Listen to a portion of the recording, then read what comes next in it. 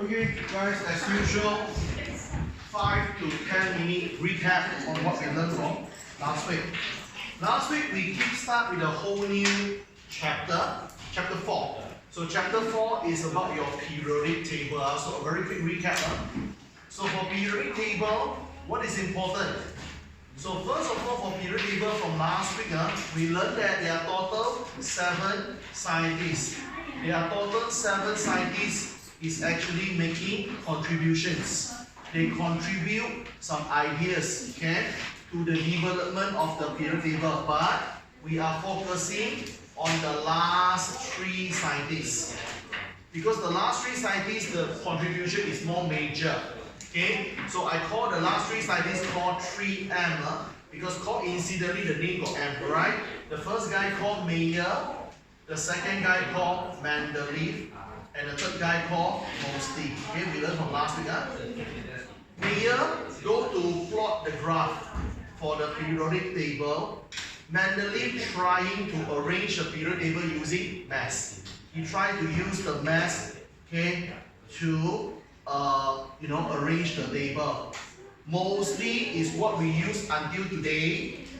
Mostly go to arrange the periodic table by using proton number. You can call proton number, you can also call atomic number.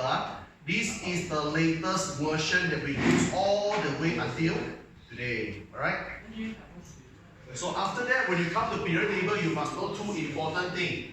So for your periodic table, there are 2 cross sections which is super important, which is something called group and period. You must know what is group and what is period. Okay? Group is referred to all the vertical column. All the vertical column is actually called group. Okay? Period is all the horizontal row. Okay? Every single row is actually called a period. Okay? So we have total 18 groups in total, and we have total 7 period in total. Okay? So let's talk a bit on group. What we know about group? We know that group is actually decided by number of valence electron. By knowing how many outer electron you have, you are able to know the group already. So this is your valence electron. Valence electron can be 1 all the way to 8, because you have maximum 8 electron in the shell. You cannot go beyond. Okay? So this is your group number. So 1 valence group 1, 2 valence group 2. Starting from 3 onward, you must plus 10. Remember that? 3 valence electron is not group 3 but group 13 instead. 14, 15, 16, 17 and 18. So this is something we learned from last week. I hope you still remember. Okay? Alright, we also can know whether that fellow is a metal or non-metal from the group it belongs to. If that fella belongs to group 1 all the way to 13, that fella is a metal. If that fella was parked under groups 14 all the way to 18, that fella is a non-metal. This thing will be very, very useful in our next chapter, chapter 5. Chapter 5, metal, non-metal will be super handy. We will learn later, don't worry on that, okay? We also know some of the group got nickname. Some of the group, they have their special nickname. So this is the group, and then this is their special name, or we call nicknames. Okay, if you are in group 1, I call you as alkali metal. We will learn in detail today. If you are in group 17, you are called halogen. If you are in group 18, you are called noble gas or noble gases. It's okay, singular or plural is okay here. Noble gas or noble gases. Okay, these are some groups with their special name. Okay, period, nothing to shout about.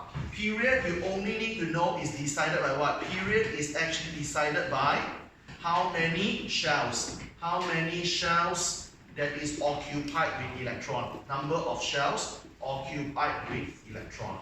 Simple as that. Okay? So, for us as a science student, a chemistry student, no matter group or period, you do one thing we'll do. You write electron arrangement. Okay? Whenever you want to know a group or period, just write electron arrangement will do. For example, I have a fellow called W. This is 27 and this is 13. I can know this fellow which group or which period by writing electron arrangement. To know electron arrangement, you must know amount of electron. Amount of electron same as the proton, right? So this fella, the proton number was 13. The electron must be 13 as well. 13 electron is 283. Okay? So this fella got 3 outer electron. I put you in group 13. This fella got 1, 2, 3 shells. I put you in period 3. So far so good? Okay, that's what we learned. Okay, last week we also started and learned a little bit on what? Group 18. Okay, we started with group 18. Not started actually, we almost come to end. We have covered 90% of group 18. We will cover the remaining 10% today. Okay? Then we will do a lot of exercises. Then only we go on with group 1. Okay? Now, can we revise on the group 18 that we learned from last week? Okay, let's recap group 18 that I taught you last week. Another 5 more minutes.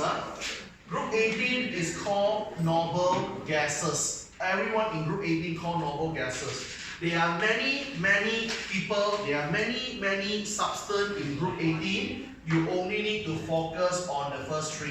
You only focus on the first 3 members in the group 18. Okay, I repeat, group 18 got many members, but we only focus on the first 3 members. We're supposed to know the name, we're supposed to know their formula, and we're supposed to know their electron arrangement. Okay, let's do together.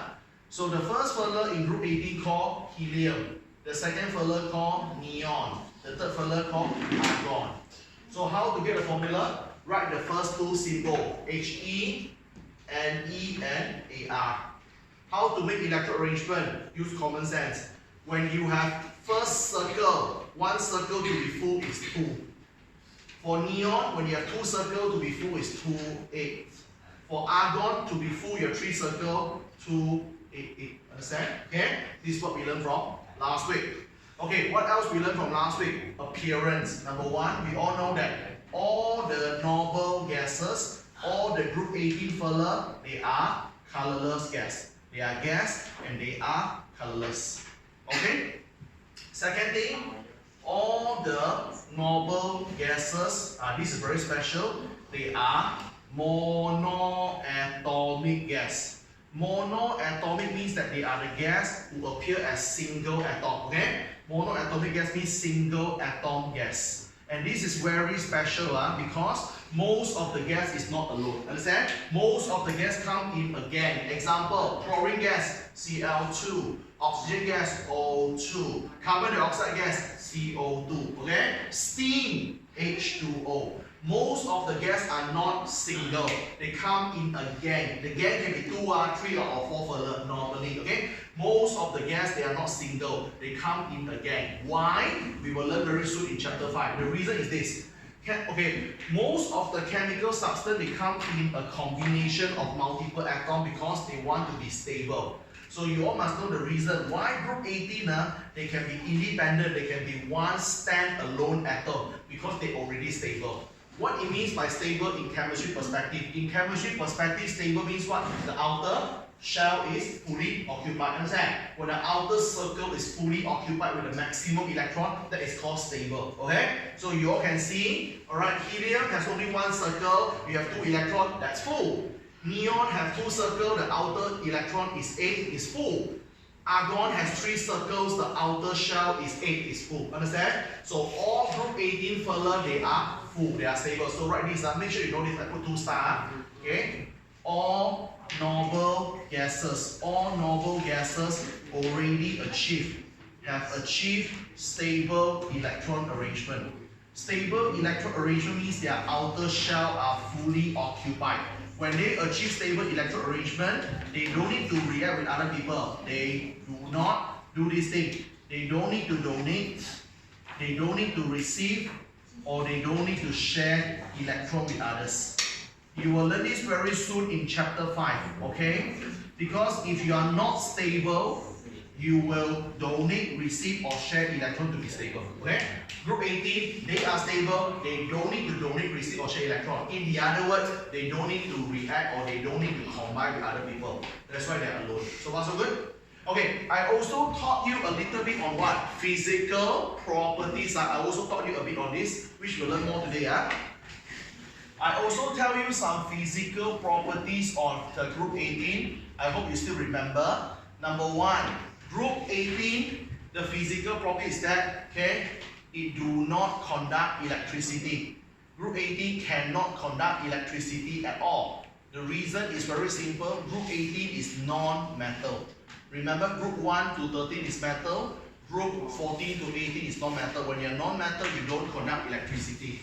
Second thing, group 18 has a very, very low boiling point. This is super important and we want to discuss on this again. Okay? Why group 18 has low boiling point? Okay? So let's look at it. I mentioned last week, I'm not sure whether I mentioned to you all or not. Look at here.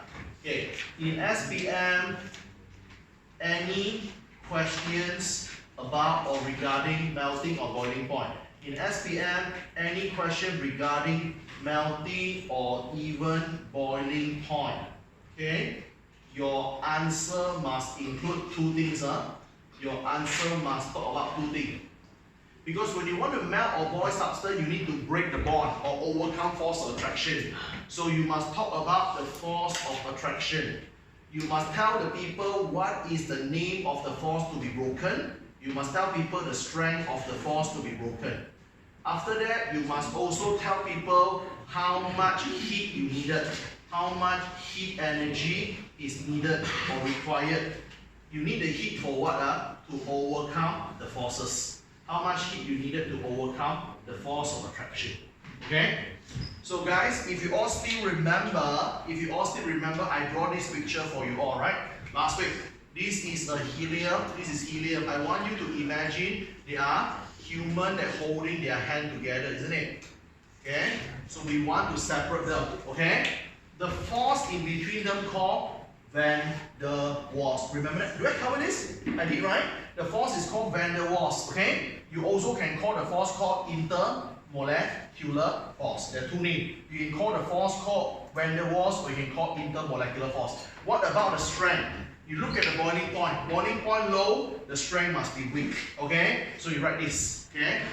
Noble gases are actually attracted by very weak van der Waals forces. You can write van der Waals force. If you don't want, you can also write intermolecular force. Both of them are same. Intermolecular force and van der Waals is same. Okay? Noble gases attracted by weak van der Waals forces. So what?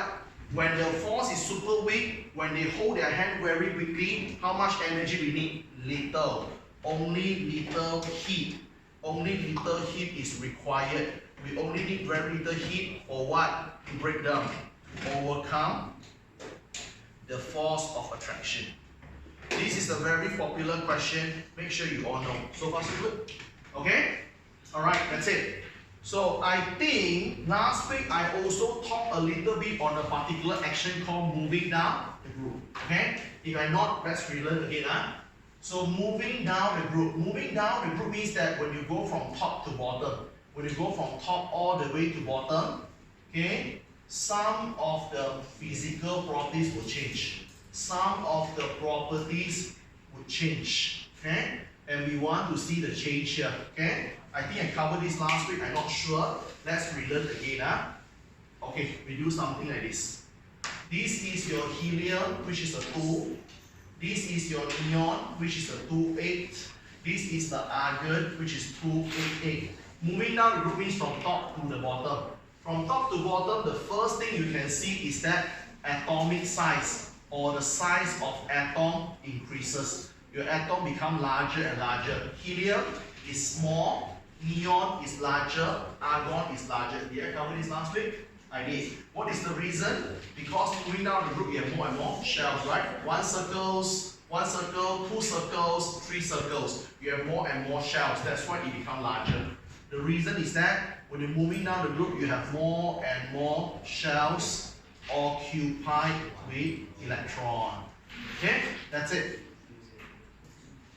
The second thing, guys, did I touch about density last week? Did I?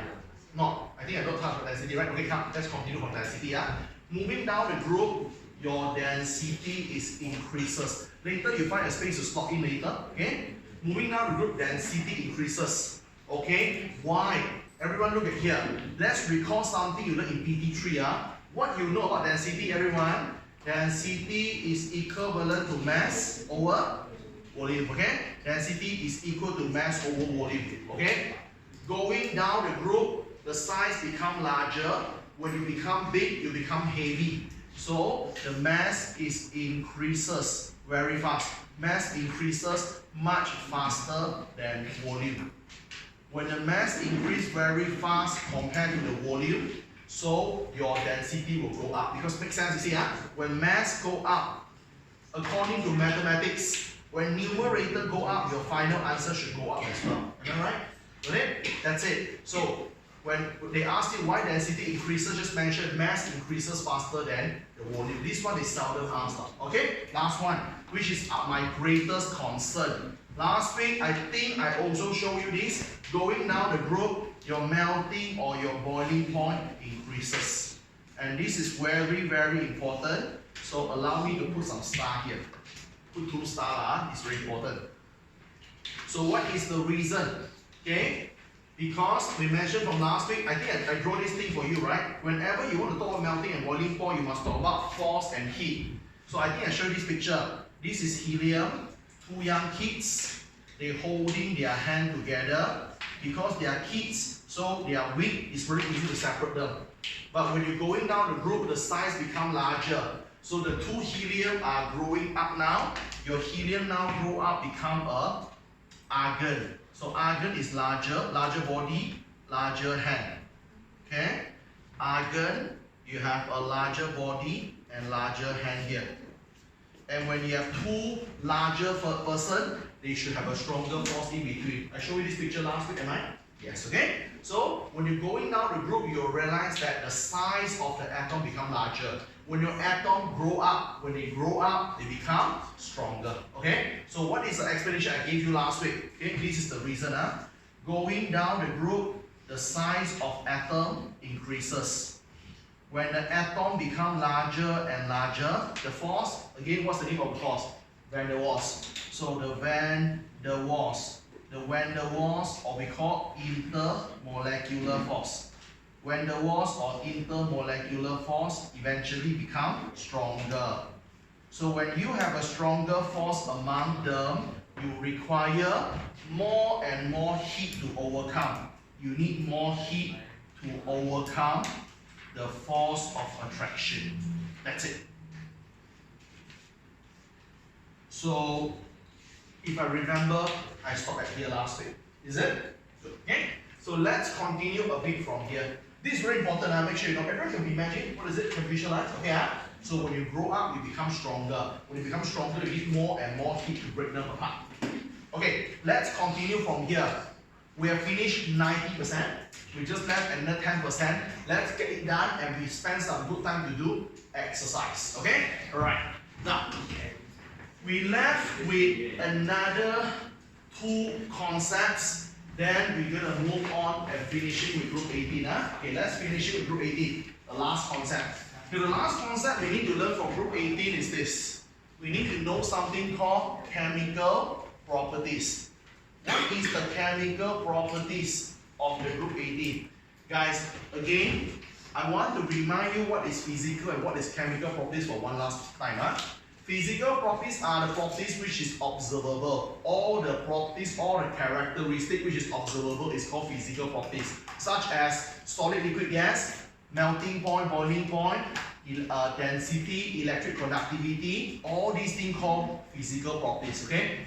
Chemical properties is all about whether you can react with what and become what. That is called chemical properties. Okay. I can react with oxygen to form something else. That's my chemical properties. I can burn in oxygen and form something else. That is a chemical properties. So far so good? Okay. The good thing for the group 18 is what? Group 18 don't have chemical properties.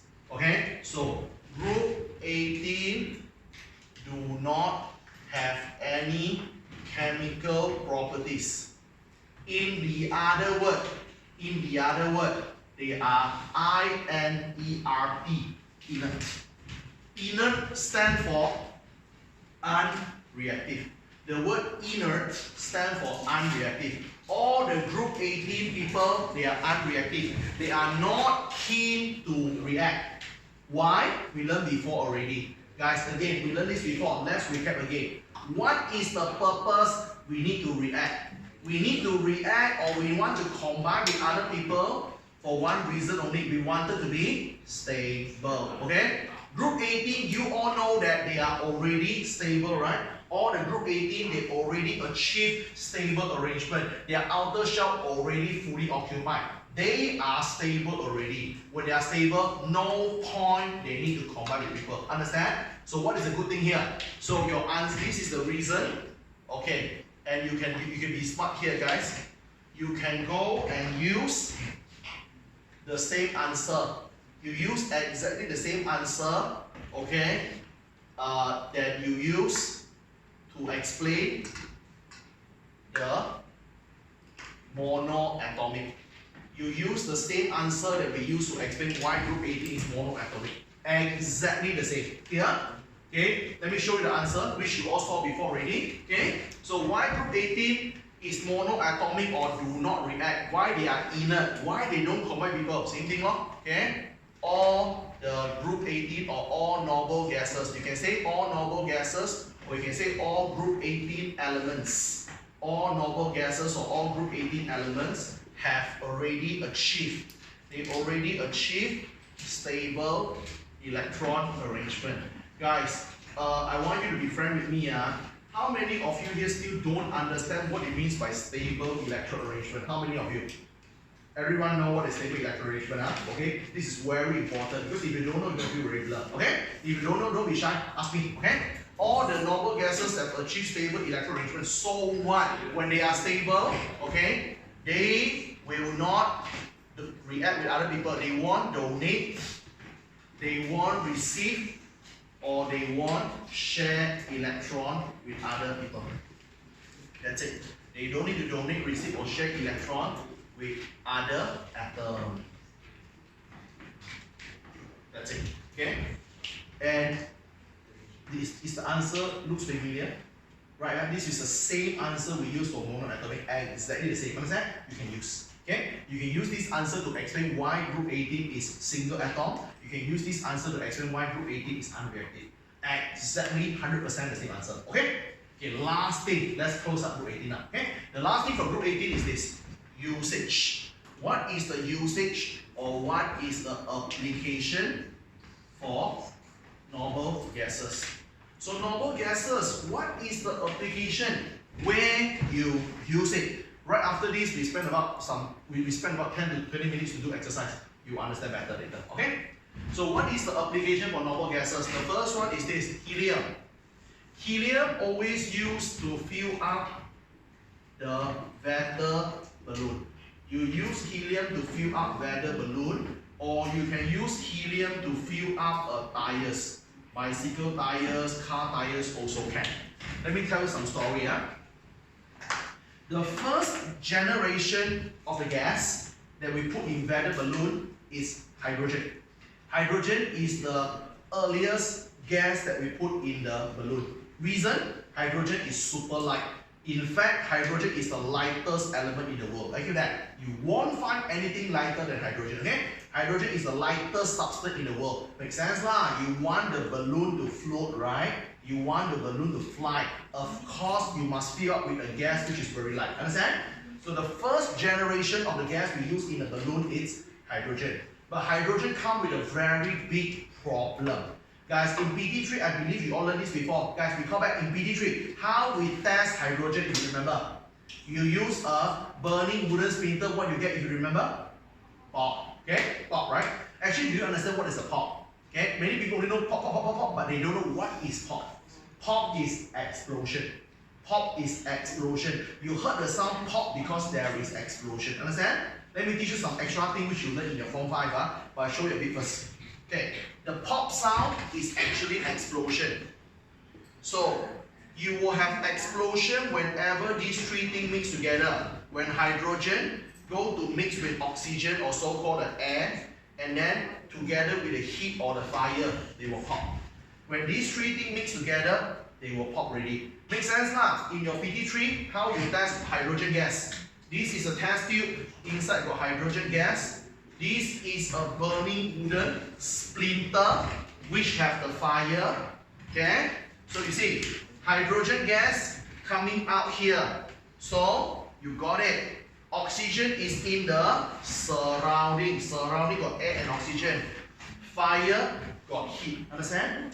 When these three things meet together, they will explode. That's why you heard hot. Are you with that? Is it a good thing? No. You don't want your weather balloon there all in sudden just explode. Am I right or not? You don't want a weather balloon. Hey, today I saw the balloon, tomorrow explode already. True or not? No way, right? True or not? So everyone understand what's the problem here? Okay, initially we use hydrogen to fill out the balloon. Nothing wrong, it's okay. But the problem is what? Hydrogen is super reactive. They always react and they explode. Understand? Which is the one. Okay, it's not a good thing lah. So that's why what they do, they use helium. Helium is the second lightest element in the world. Not as light as hydrogen, but still very light. Second one. Okay, so helium is very light, still can fly or float lah. Okay? But the good thing is what? Helium is in group 18. Everyone in group 18 is unreactive. So helium, you put oxygen and fire with them. Helium say, sorry, I don't want to react with you. Understand? Helium don't want to react. So when helium don't react, helium won't explode. Understand? You are safe. You get the picture? Okay? That's why we use helium to fill up balloon or tire. Okay? Good. Okay, next one. So this is only for extra knowledge lah. This is for extra knowledge only. Alright, so I erase this. Okay? Now, the second thing you need to know is called neon. Neon is used, okay? You use as the fueling gas. You use as the fueling gas in the advertising light. Advertising light. So when you pass through the highway, you see a lot of billboard. On the billboard, sometimes you see some very colorful light. Okay, those things called neon light. So neon light means what? This thing inside they injected with neon gas. Understand? All right. Then a lot of people will they feel a bit skeptical. They think, sir, I thought you told us noble gases are colorless gas. But how come the advertising board is red color, yellow color, green color from? Where the color coming from? You told us it's colorless. Then how come you got color? You get the picture? Alright? Why? Why you got a color? Okay guys, normal gases itself is colorless. That is true. But what happens is that if this is a neon light, inside got some neon gas, okay, which is the normal gases. This light need to be inject or flow with electricity. When electricity pass by, this whole thing will become very, very hot. When something is hot, they will emit some color or light. Let me prove to you a simple thing. Guys, everyone know charcoal? What is the color for charcoal? Black. So if you go and see some Chinese restaurants that use charcoal to cook, when the charcoal is so hot, what color you see? White color? White color? Sure not white color. No way. Okay guys, see imagine too bad I don't have charcoal, I should bring a charcoal over, okay? If you have a charcoal, you do campfire you do campfire. You heat the charcoal, when the charcoal was very hot, you're supposed to see the color yellow or orange first. Understand? You get it? You should see yellow, orange. Am I right? So you see, what's the magic thing here? If charcoal is black, man, how can it become yellow or orange? You get the idea? When something is hot, they emit color, they emit the light. Understand? You might not have this experience when it's super duper hot, when the wok is so hot, I'm not sure whether you see this or not. If you go for some of the store that's selling the Hokkien mee, okay, when it's so hot, you can see the wok become purple color. It's very hot. Purple color is super duper hot. Understand? Bro, charcoal is black, right? How come it become purple? It's hot. When something very hot, they emit color. Get it? Same thing applicable for neon gas. Neon gas is colorless, but when electric flow by, it is so hot, they start to give some color. That's why you saw some very colorful thing in the light. Make sense or not? You get the picture? Okay, Alright. So last one is called argon. Argon is also used as the fueling gas. Argon go to use as the fueling gas in your traditional electric bulb, in the light bulb. I'm not talking about all these fluorescent light. This is some new modern fluorescent light. No, I'm talking about the most traditional light, which you learn in UPSR. That thing invented by Thomas Edison, this fella. You get it? tungsten light. Okay, guys, you know this. You know how this thing produce the light. You know, this is the light bulb, the most traditional one. Okay, invented by Thomas Edison. What happened here? The electric flow into the tungsten filament. It becomes super hot. When it's very hot, it started to emit the light, and the light is white color. That's why you saw white color light. Understand? Okay? It's all go to one important concept. When it's hot, you will see color. Understand? That is the thing. But the problem is what? Imagine, if inside here, just imagine, if inside here I put some air, and when the electric pass by, is something very hot, heat, okay, when it's hot. When something very hot meet with the air, what will happen? Imagine, just imagine. When something very hot and you meet with air, what will happen? Imagine today you have a glowing wooden splinter. Red color, right? It's glowing. It's hot, right? It's very hot, okay? So, if this glowing wooden splinter, which is super hot, when you meet up with oxygen, what happens? It catch fire. Okay? It catch fire or it ignites. Understand? Or we call it it rekindle. It rekindle. It will catch fire. That's why you learn about how to test oxygen. Glowing wooden splinter. Glowing wooden splinter put in oxygen. Oxygen make the whole thing burn again. That's why you see fire. You see the flame. Understand? So I repeat, when you have something very hot, when they met with oxygen, they burn. They burn. So imagine this is the super hot wire. If inside the bulb is the air, what happened? Air will go to burn the wire. The wire will, like, when the wire get burned off, cannot use the relay. Get the picture? Turn on. You want to avoid that. So what to do? So if you want to avoid that, so who's the culprit? Air lah. Air will burn something, man. Turn on. Remove the air. Put in argon. When you put argon inside, no problem one. Because argon will never ever go to react with people. Understand? Argon won't go over and burn you. You won't. Clear? You get the picture now? Alright, so guys, what is something in common? No matter helium, neon, and argon, the main reason we use them is because we love their unreactive properties. Understand? We kind of love their unreactive properties. That is the reason why we use them. So far, so good? Finish group 18.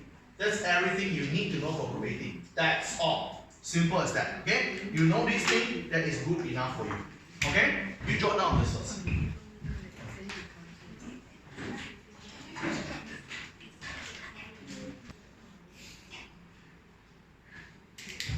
So guys, we're finished group 18, okay? So let's learn the second group. Second group is called group 1. It's much more interesting.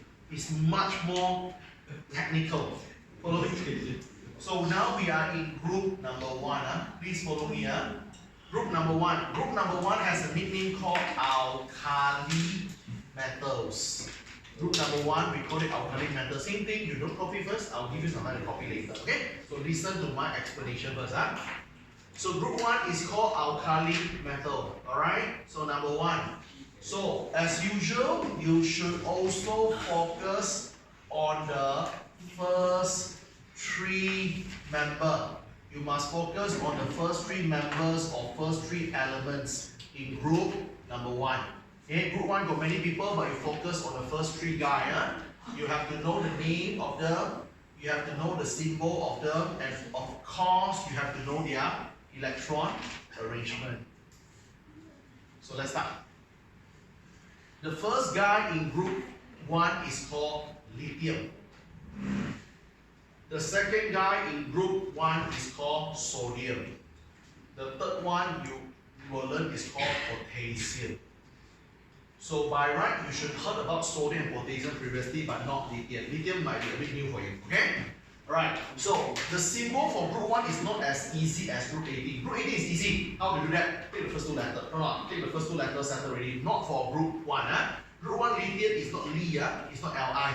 Okay? So group 1 is Li, is okay. Sodium is not. Li is okay, sorry. Sodium is not SAW. Okay? So sodium, you all know sodium is what? Na, alright? So potassium is not a P, it's a K. Understand? Alright? So you cannot use the same logic like what you do for group 18. Okay? Alright, helium still okay, lithium still okay. You still can take the first 2 letters, but not for sodium, not for potassium. Okay? Alright, the electron arrangement, guys, Okay, so lithium, the arrangement is 2, 1. Makes sense because you got one outer electron in group 1. Sodium, add one more circle, 2, 8, 1. Potassium, add one more circle, 2, 8, 8, 1. Makes sense, right? All of them got one outer electron, that's why they are in group 1. Okay? So, first and foremost, you have to know their properties. Okay, their appearance. Alright? So, all the group 1 element, all the group 1 elements, they are metals. That's why they call alkali metals. Understand? They are metals. Number 2. Okay, all the group 1 substance or all the group 1 elements, they appear as this. Appear means that how they looks like. Okay, they are metal. Metal supposed to be solid, and they are shiny. They are gray color, solid. All group 1 are shiny and gray color solid. Okay, no matter lithium, potassium or sodium, all of them are shiny gray solid. So far so good? Okay? Right, that's it. Okay, now group 1 is a bit special because group 1 is metal. So group 1 has some of the properties that resemble or similar as metal. Okay? Group 1, okay, substance or element, they are some very, very good conductor. They are very good conductor of heat and also electricity. Group 1, they can conduct heat and electricity very, very well. The reason, kind of easy because they are metal. Group 1 is metal. We all know metal can conduct heat and electricity very well in PD3. Okay? But guys, what is the special thing?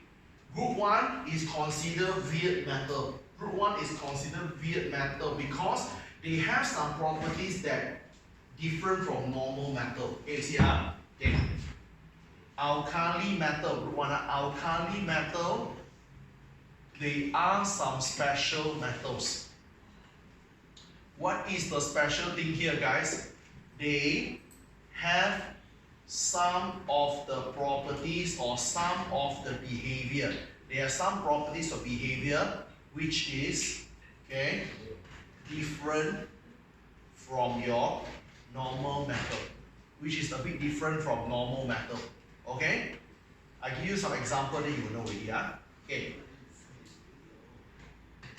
Normal metal, they sink in the water. In the other word, they have high density. But alkali metal floats. Okay with that? Alkali metal are some metal that can float, which is rare. You seldom see a metal can float one. Okay? So the first thing, alkali metal has a very, very low density. Alkali metal, they has very low density. How low they are? Okay, they actually can float on water.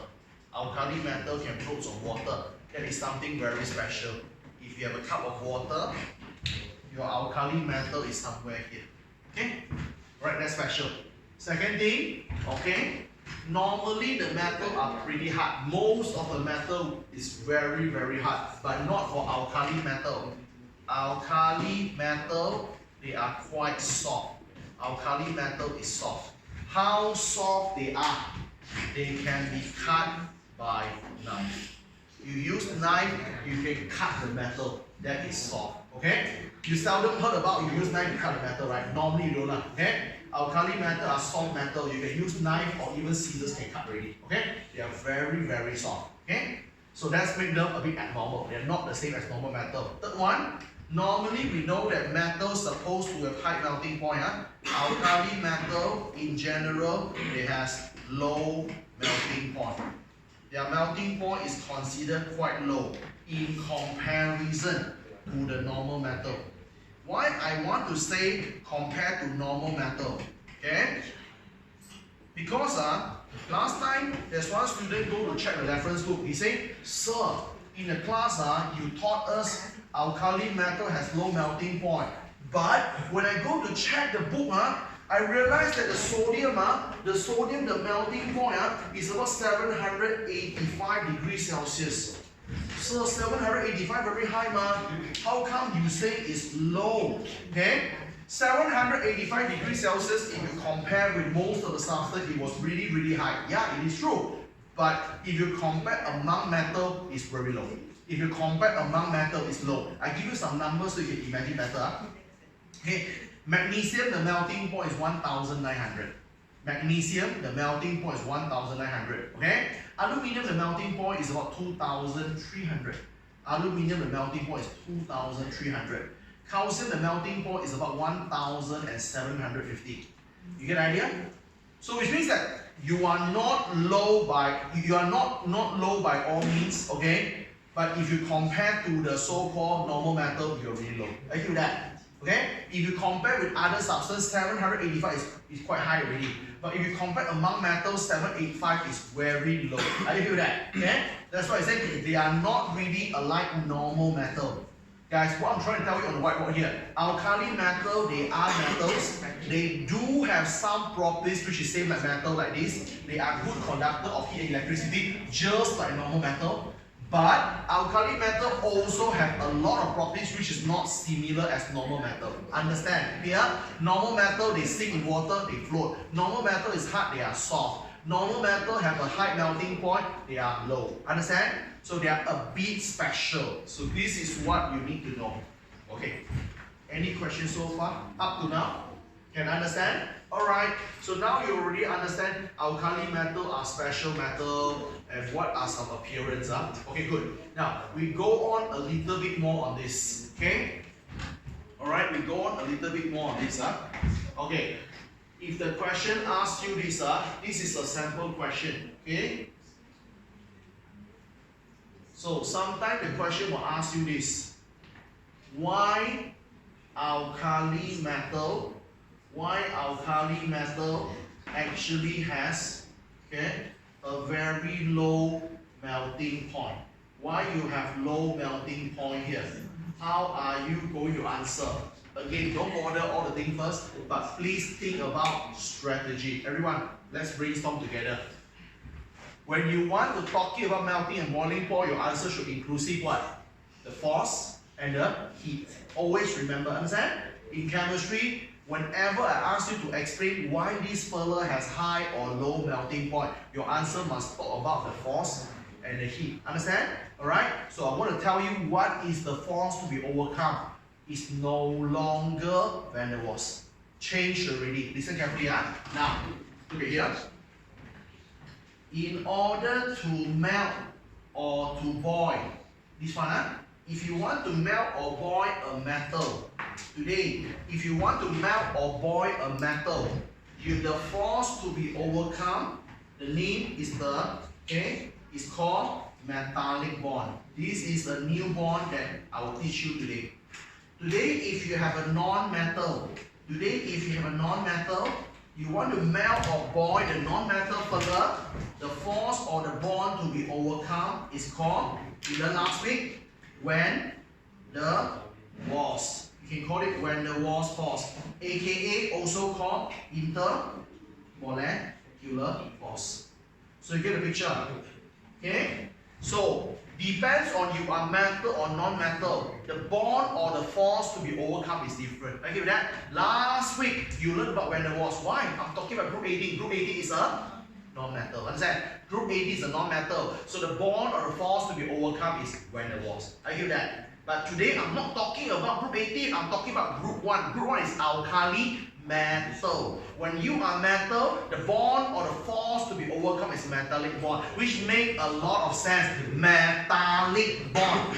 Metal lah. Are you okay with that? Alright? Metallic bond. You use it for metal lah. Okay? So let's go for here. So now this is a lithium. This is a lithium. So lithium, the force in between here is no longer van der Waals. The force is metallic bond. So just need to mention alkali metal is actually attracted by keywords. Weak. Okay? How I know weak one? Your melting point low. Low. when you have low melting point, you have weak. What is the bond or force you overcome? Metallic bond. So when you have a very weak metallic bond, how much heat you need? Okay? Only very little heat. You only need little heat. You need the heat for what?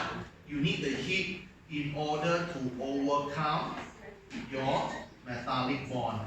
Okay, you need very little heat to overcome the metallic bond. Or you can say to overcome the force of attraction. So this is what you need to know. So far so good? Is it clear? So this is what we are learning so far. Okay? So a quick one, Ariel, take a quick look here. We are starting with group 1. Group 1 is alkali metal for the nickname. Group 1 got lithium, sodium and potassium. Everyone in group 1 they are metals, that's why they call alkali metal. Group 1 they are shiny grey color solid. Okay? So all the group 1 they are metal, they are some very good conductor. Although group 1 is metal, but they are special metal. They don't follow the properties like normal metal. They have a low density, they float on water, they are very soft, and they have a very low melting point. Okay? This is some special properties in comparison to your normal metals. Get it? Okay, so group 1, when you want to melt or boil them, you are not breaking van der Waals forces already. You are breaking metallic bond. So far so good. Got on this. Okay?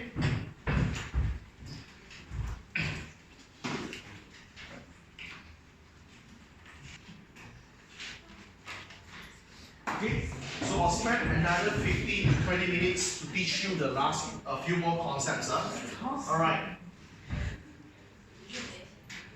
Okay, now let's go a little bit more on the properties. So guys, you have learned some physical properties as written on the whiteboard here. Now, we will go for this thing. Same like group 18. Okay? When we moving down the group. When we moving down the group 1, again, moving down group means that from top, slowly scroll down to the bottom.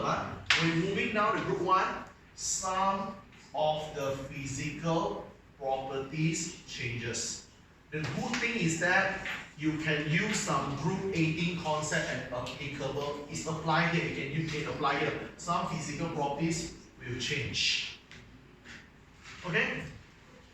So, let's follow me. You have the first guy is lithium, which is 2.1. The second guy is sodium, which is 281. The third guy is potassium, 2881. You should know this. Moving down the group, from top going downward. Okay? First and foremost, when you're going down the group, the size of the atom is going to be larger, increases. Exactly same as group 18. Okay? Going down the group, lithium, which is small, sodium is big, potassium is bigger. Okay? The answer, the reason is exactly the same. Going down the group, the size become larger because you have more and more shells. You have more and more shells which is occupied or accommodate with electrons. Okay? When you have more and more shells fill up with electron, that's why you become larger. Got it? 2 shells, 3 shells, 4 shells. Okay? More and more circle, larger. That's it. Same thing, going down the group, density increases. Okay? The explanation exactly same as your group 18. Density is about mass, is about volume. Going down the group, when it becomes larger, it becomes heavier. The mass is actually increased. Mass increase, okay? Mass increase faster than the volume. When the mass increase very, very fast, the density also increase also. Okay? Follow this. Okay, the next one, this is a bit special. Put 2 stars. Okay, this is a bit special. Okay, your melting point will decrease. Now, this is a bit different. Your melting point is decreased. In group 18, the boiling point increases. This one decrease. So you have to know why. Again, this is very important. Please follow me. Let's look at the reason why. Okay, again, when you want to talk about melting or boiling point, your answer must be inclusive of the force or the bond will be broken, which is metallic bond. Okay, we taught this. A lot of people they thinking this. They use back the same concept that I mentioned on last week. They're thinking, sir, I thought it's something like this, lithium, very small. Lithium, very small. So when you go down, potassium should be very, very big. Okay? By right, potassium should be very, very big. Okay? So when potassium become big, when potassium become weak, then by right, it should become stronger, isn't it?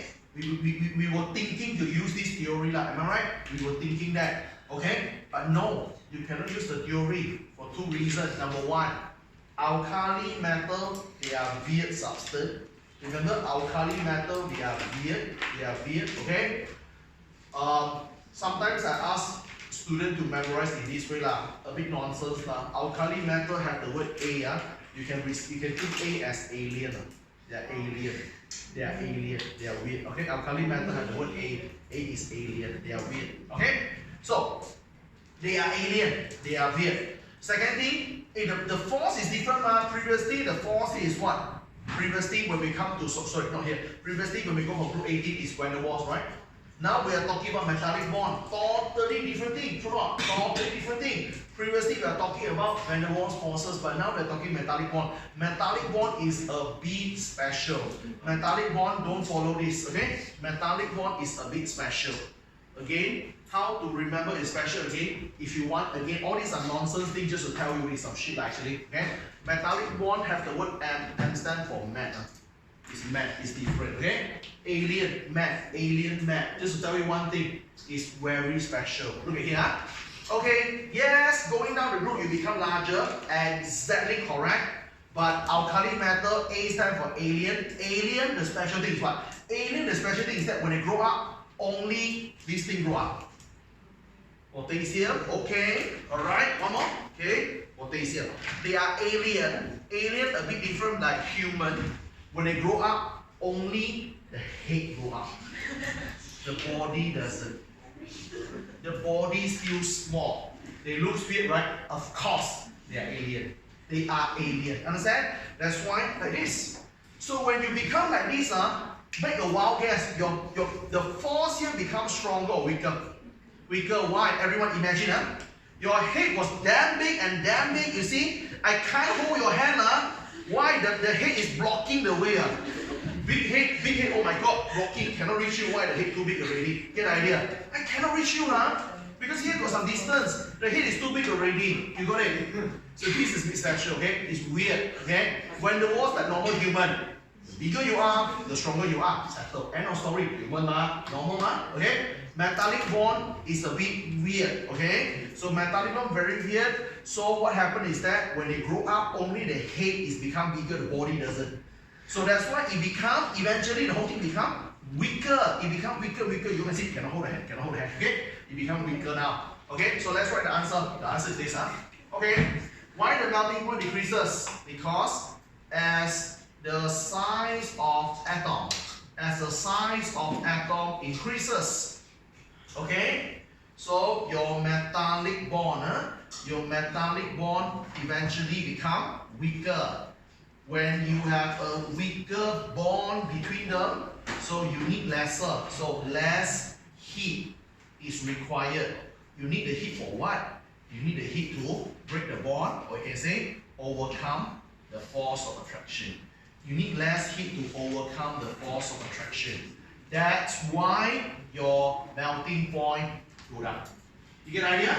It's very different from what we learned last week. Understand? Because they are totally two different forces.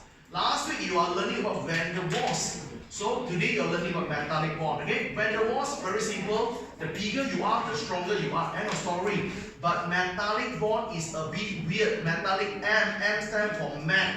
Very special. When you grow big, you become weaker. That's what's happening. So far so good? Finish on this. Now, give me another 10 more minutes. Sorry, 5 more minutes. Let me touch another one more concept. Then we finish up with today's lesson. Okay? Come. Let's do this. Give me another 5 to 10 more minutes. I want to touch the last concept for today. Then we will do more and more exercises by next week. So please don't copy first. Just give me some time. Okay? Okay, the last concept I want to teach you today is this. I want to teach you something about reactivity. I want to teach you something about reactivity of group 1. Okay, Group 1, unlike Group 18. Group 18 is inert or unreactive, but Group 1 is super reactive. Okay, you see, this is a side notes here. So, side notes. Okay, Group 18 is inert, or we call totally unreactive. Group 1, very, very different. Group 1 is very reactive. Okay, I'll show you and tell you why. Okay guys, please recall back and brainstorm with me. Reactive means what? Love to react. Okay, everyone recall back. React for what? To be stable. Okay, at the end of the day, I want you all to notice all chemical substance, they react only for one purpose. They want to be stable. Understand? Okay, if I am stable, I won't react. If I am not stable, I will react. Okay, right now follow me. Okay, number 1. Okay, reactivity. All group 1 element, everything in group 1 element, they have 1 valence electron. Make sense lah? That's why in group 1, group 1 all got 1 outer electron. Okay, lithium is 2,1, sodium is 281, potassium is 2,881. Make sense? Okay guys, I ask you a very simple question. Lithium, sodium, potassium, all of them have 1 valence electron. Guys, are they stable? No, they are not stable. Am I right? Very correct. They are not stable. Good job. Okay. So group 1 is not yet stable. So if they're not yet stable, they want to be stable. They were thinking a lot of way in order to be stable. And again, I don't want to write on the whiteboard first. Let's do a simple brainstorm and we verbally communicate on this. You see, today if I am sodium, I am 281. I got 1 outer electron, I am not stable, right? I have 2 methods, I have 2 ways to be stable. Listen carefully. Method number 1, I can donate or throw my electron. When you throw this 1 electron, you become 2,8. Am I stable? Yes. Method number 2, I got 281, now I don't throw. I take additional 7 electrons from people. Because if I take 7, I become 288, which is still stable. Am I right? Okay? So I have 2 options to be stable. I either throw 1 or I take 7. Guys, don't use chemistry knowledge, use common sense. Throw 1 or take 7 is easier. Throw 1. You do 1 time only, right? You throw 1, settle. Take 7, you take 1. Come on, 1 more. Take 7 times. It's a bit tricky. It's a bit hard. Understand? Throw 1 is easier. Yes, that's it. So, all the group 1 substance, all the group 1 element will prefer. All the group 1 element would prefer to donate. They prefer to donate. If you don't want the word donate, you can write the word release. All the group 1 substance prefer to donate or release. Okay? They love to donate or release 1 electron. Okay? They will donate or release 1 valence electron in order to be stable. Okay? That's it. Okay, so now how are we going to compare the reactivity? Means that today I am group 1, you are group 1. You want to donate electron, I also want to donate electron. How to know among us who is most reactive? Okay, the idea is this. The more easily for you to donate or the more easily for you to release the 1 valence electron, okay, the more reactive you are. Simple as that. The more easily for you to throw that 1 electron, the more reactive you are. Okay? Example, today there are 2 fella, 1 fella called X, 1 fella called Y. Both of them got 1 outer electron. Both of them want to throw that 1 electron to be stable. X can throw electron very easily. Y can throw the electron but a bit harder. In this case, X is more reactive. Understand? The more easy for you to dump your electron, the more reactive you are. So far so good? Okay, now let's use a simple brainstorming session. Let's think group 1 who is more stable, who is more reactive, sorry. We will do more next week, but give you some good ideas first. Follow me. Let's use some common sense here. Okay, group 1, I will want you to imagine, everyone. Okay, This further, the first further is called lithium, which is 2, 1. You draw it, 2 circle, this is 2 and this is 1. Huh? Okay, the second further is called sodium. Sodium is 2, 8, 1. So you have 3 circles, 1, 2, 3. 2, 8, and also 1. Okay? Another one further called potassium. Potassium is 2, 8, 8, 1. So you have total 4 circles. Okay? So you have 2, you have 8, you have another 8. Sorry, go here. And then you have another 1. Okay guys, now I want you to think with me. Don't copy, just think with me first.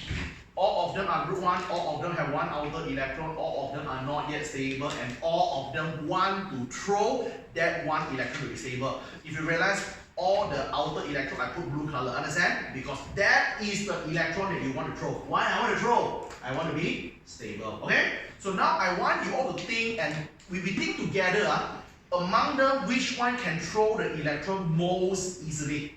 Okay? So guys, if you realize what happened, this one got 2 shells, 3 shells, and 4 shells. And what is the impact or consequences? If when you have more and more shells, can you see the electrons are very far away? Far away from where? At the center here, we learned before, in your chapter 2, what is it? Nucleus. Understand? In your center, you have nucleus. For your information, the nucleus is pulling the electron. Why? Nucleus inside got proton and neutron. Proton, the charge is what? Positive. Electron, the charge is what? Negative. Positive pull negative. Understand? So actually, all these electrons, they are pulled by the proton in the nucleus. Understand? Alright, now, what happened here? When you got more and more shells, the electron become far and far away. True not? When electron far away from a nucleus, you think this pulling force is become stronger or weaker? Weaker, okay? If you think very hard to imagine, just imagine this. If you think very hard, just imagine the nucleus as the Earth. This valence electron to be thrown, this valence electron, just imagine is as the moon. Okay? Because we know the Earth is pulling the moon, right? By using gravitational force. So if let's say the moon is further away from the Earth, the gravitational force should become weaker. Am I right? When you have a weaker pulling force, it becomes easier or hard for this electron to go off? Easier. Easier, right? When the pulling force is weaker, when I cannot pull this electron strongly, this electron can go off anytime they want. So it becomes easier to lose the electron. Understand? So when it becomes easier to lose the electron, it's getting more or less reactive now? More. You see that? How we put all the thing in words. That's how we do what? How to put everything in words. Then we finish today's lesson. Moving down the group. Next week we learn what? Moving down the group. Okay. The atomic size increases. You have more and more. Sorry, your size become larger. When size become larger, what happened? Your valence, your outer electron, now become further away. Your valence electron further away from the center called nucleus. Okay? Valence electron is far away from the nucleus. Nucleus here. Okay? When the electrons are far off, so the pulling force is weaker. The pulling force, don't call van der Waals, don't call metallic bond. Because metallic bond and van der Waals only meant for melting or boiling. I'm not talking about melting and boiling here. So don't use van der Waals, don't use metallic bond. So what is the force? Very simple. Nucleus attraction. We call it nucleus attraction. You can use the word nucleus, or you can write the word nuclei. N-U-C-L-E-I. It's the same thing. Nucleus and nuclei is the same thing. Nuclei attraction will become weaker. So when you have a weak pulling force, it becomes very easy or easier to donate, or you can say release electron. When you become easier to donate or release electron, eventually it becomes more and more reactive. That's why group 1 become more and more reactive when they're going down the group. Are you with that? Okay? I hope this thing makes sense to you. Okay? All the group 1 further got 1 outer electron. All of them want to throw the 1 outer electron to be stable. We want to know who can throw the electron more easily. Understand? When you're going down the groove, you realize that you have more and more shells. The electron becomes far away from the nucleus. When electron far away, the pulling force becomes weaker. When the pulling force becomes weaker, this electron can go anytime they want. Here, that's why it becomes more and more reactive. That's what you need to know. So, okay, if you can imagine, it's easier. If you cannot imagine, it will be a bit hard. Next week, I'll show you some video how this thing works. Okay, so you can imagine better. Alright, so that's it. Okay, so we have finished about 90% of group 1. Okay, we left about 10 more %, same thing we will cover by next week. Next week, I'll teach you chemical properties of group 1. Okay, that's what we're going to do. So remember guys, if you have any friends who are not here today, please remind them to get the video link from me. Okay, at least they can walk, they can watch it before they come over, else they will be very blurred when they come back next week. Okay, that's all. Okay, for today's lesson. I'll see you next week.